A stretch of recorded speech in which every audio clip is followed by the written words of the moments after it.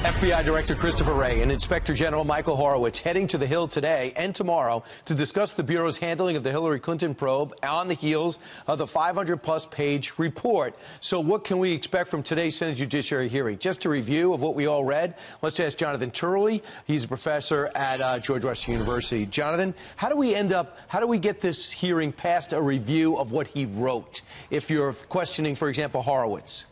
I think part of the sort of narrative that's going to play out in this hearing is to get Horowitz to explain the difference between not finding bias and not finding actions caused by bias. I think that what Horowitz said in the report is that there was bias, but he didn't have any documents or no one fessed up to taking actions due to that bias. And that is a critical distinction. He refused to make an assumption that these actions were taken for the wrong reason unless he had clear proof. That's a responsible thing to do. Now, by the way, that plays in the same way towards President Trump. You know, a lot of the theories about obstruction for President Trump make every assumption against the president instead of the more likely motive for firing Comey. Jonathan, you also bring up, by the way, do we know if he talked to Peter Strzok about the so-called plan to stop him or the insurance policy? Do we know if Strzok cooperated? Well, we're assuming that he did because he is still a member of the FBI. It would be really quite remarkable if he refused. That last email came up very late for Horowitz in the process, but I assume when that bombshell went off, right, he got on the phone and pulled him back in.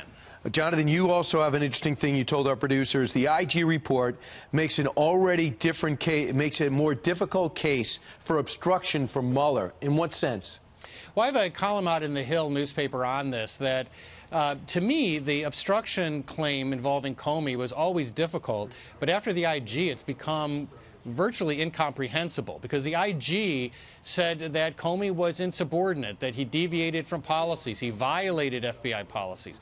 All those are a good reason to fire James Comey. And so the problem that's going to come up for the critics of President Trump is that this dog just won't hunt when you've got both the IG and the Deputy Attorney General saying he deserved to be fired. You can't assume everything against him. There's another interesting aspect here.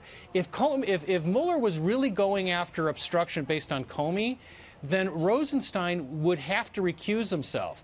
Rosenstein said that if Mueller told him that he was a witness, he would remove himself. He hasn't done that, which makes me think it's one of two things. Either Mueller's ignoring conflicts of interest, or he's not seriously pursuing that angle. Incredible. If you remove Rosenstein and Sessions already recused, I think we go to Jonathan Turley for the ultimate decision. The last remaining unindicted lawyer. Absolutely. You were Napolitano.